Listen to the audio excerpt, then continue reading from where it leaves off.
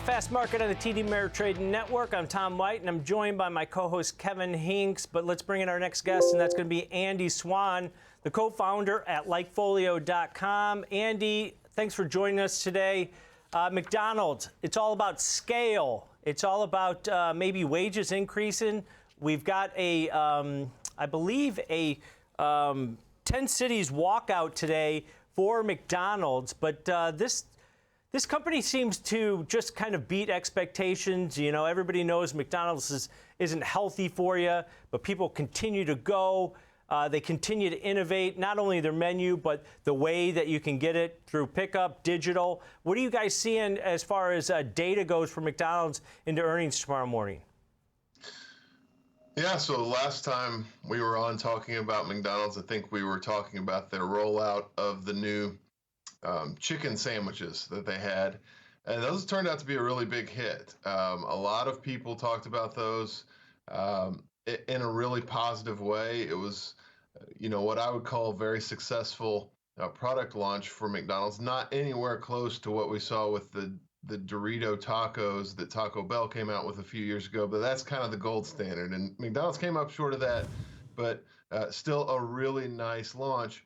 You can see, naturally when things launch, there's a huge buzz about that. But, 84% year over year, people talking about this. It tells me that this has been a menu item that has brought people back. This is a sustained increase. And we like to see that out of a company like McDonald's because, unfortunately, they don't innovate as much as Taco Bell does. They don't come out with new things as much as companies like that. But when they do, typically it tends to stick. In terms of earnings tomorrow, we really see, when we plot these companies against each other in terms of both the growth or decline in purchase intent or consumer demand and consumer happiness, the closest peer to McDonald's, whether they like it or not, is Burger King, QSR. And we saw last week, you can see those two dots basically overlapping on top of each other, basically in the eyes of the consumer, at least, kind of the same company.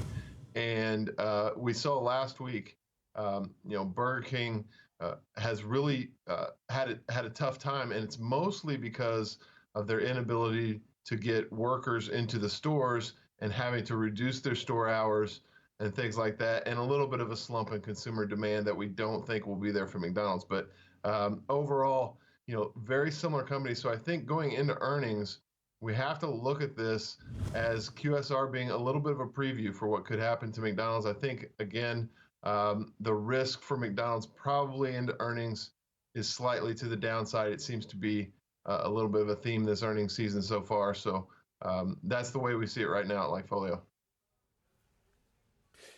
Andy, when you compare these companies like you have here, and, the chicken sandwich, the one thing about McDonald's, what you just mentioned, basically, that I'll go further on, if they get something right, the scale of this company allows them to really kill it, right? When Easterbrook was the CEO of McDonald's and he got breakfast right and said all day breakfast, that really set them on a pace, right? That they turned this company forward.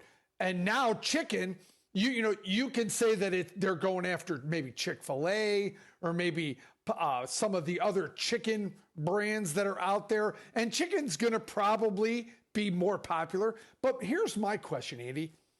Do you guys ever look at data about price points? Because the one thing McDonald's will always have is the price point of fast food, right? It's probably the least expensive. Unless you're buying individual tacos at Taco Bell, most McDonald's, if you buy the entire meal, it comes in at a lower price than definitely Wendy's. It beats Burger King pretty handily.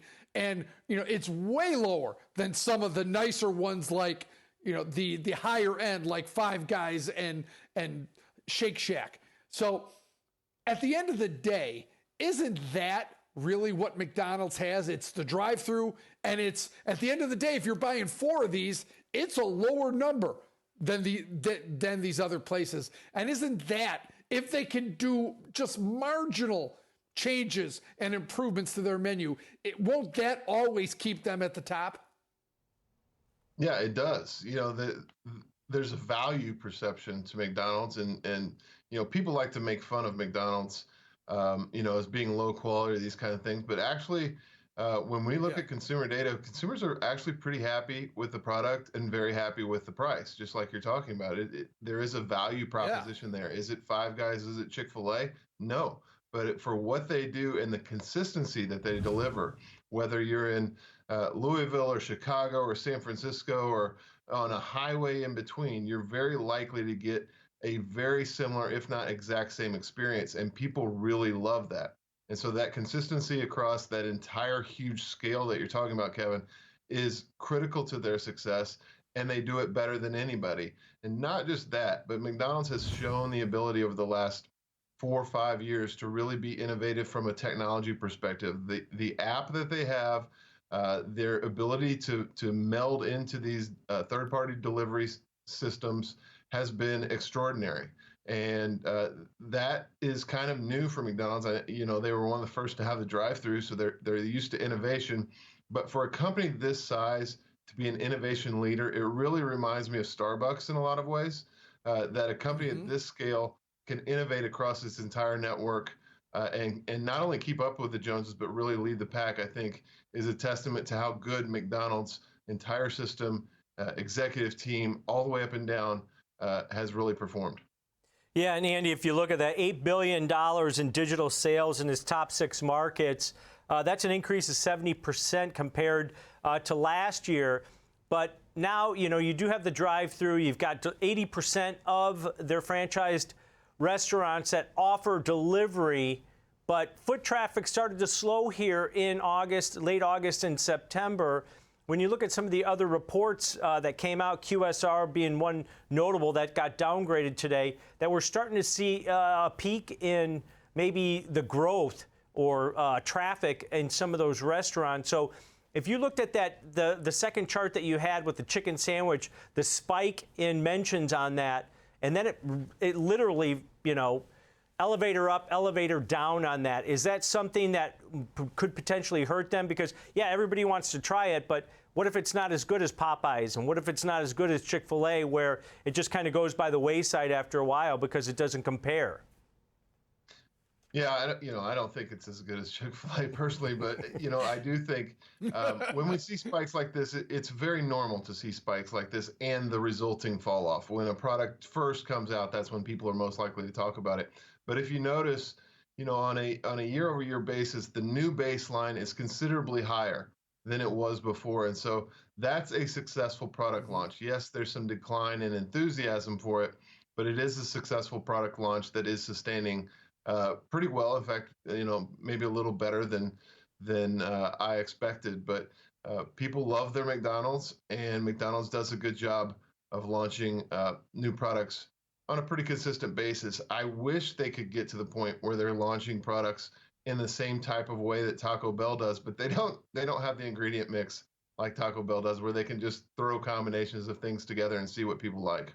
Yeah, that's right. Taco Bell has like 6 ingredients, and they just change it up, add a Dorito to it, and it probably gets some spikes there and some traction a little bit. But yeah, definitely scale is to McDonald's. But real quick, Andy, so you guys are relatively neutral. Maybe there's some downside potential going into this earnings event for the stock. Is that due to the fact that you're seeing rising costs and wages across the board that might, hurt your top and bottom line?